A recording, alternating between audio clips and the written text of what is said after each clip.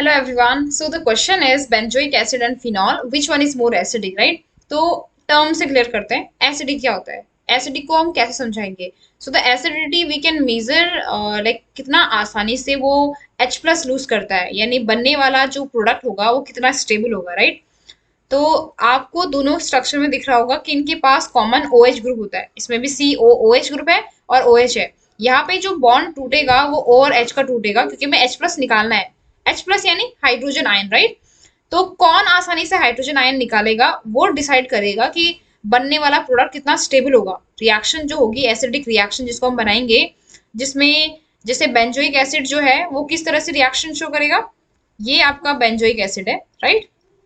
ये है COOH और ये आफ्टर डिसोसिएशन करके बनाएगा कौन सा COO नेगेटिव ग्रुप, जिसको हम कार्बोक्सिलेट कहते हैं, और H प्लस निकलेगा। ये reaction in the same way ऐसी हमारे पास फिनॉल में होगी। फिनॉल क्या करता है, फिनॉल जो होता है OH से H निकाल के फिनॉक्साइड आयन बनाता है, यानी O नेगेटिव बनाता है, और साथ में क्या निकलता है H प्लस।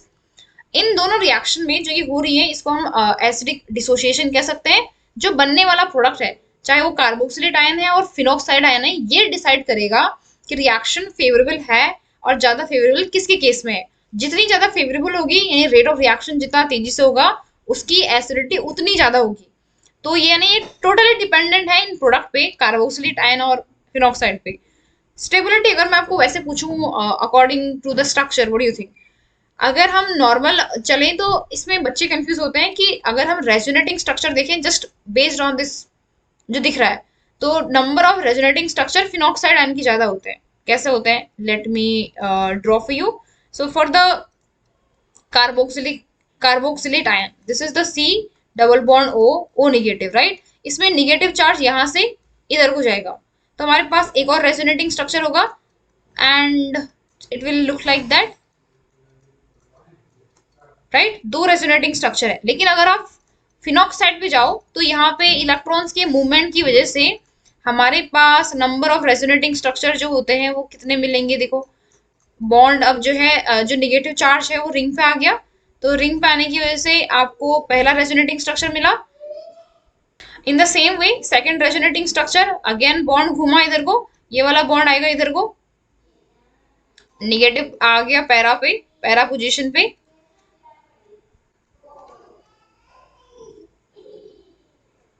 थर्ड में रेजोनेटिंग स्ट्रक्चर जो है वो इधर चार्ज जाएगा, यानी अगेन पैरा पे,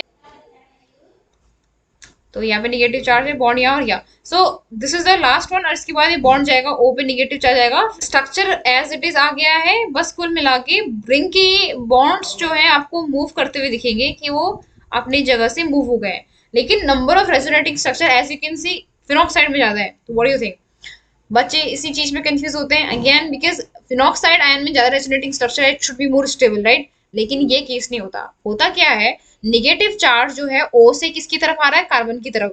carbon is not so electronegative, right. तो ये इसको अनस्टेबल बनाएगा। निगेटिव चार्ज कार्बन पे आना, रिंग पे आना, एक तरह से अनस्टेबिलिटी प्रोवाइड करेगा। लेकिन इन द सेम वे अगर आप कार्बोक्सिलेट आयन को देखो तो निगेटिव चार्ज एक ऑक्सीजन से दूसरे ऑक्सीजन पे जा रहा है। एंड यू नो जो ऑक्सीजन है is the second most electronegative element of the periodic table after fluorine. Stable resonating structure होंगे वो कार्बोक्सिलिक के होंगे। Now you can see which one will have the higher acidity. So now you can say which one will be higher acidic. Obviously, right, carboxylic acid, the benzoic acid. So अगर आप इसका pK value देखना चाहें, pK value कैसे major करते हैं। pK value हम निकालते हैं एसिडिटी कांस्टेंट से, and higher the pK less will be the acidity, and the acidity for this benzoic acid is around 4.16. this is the pK.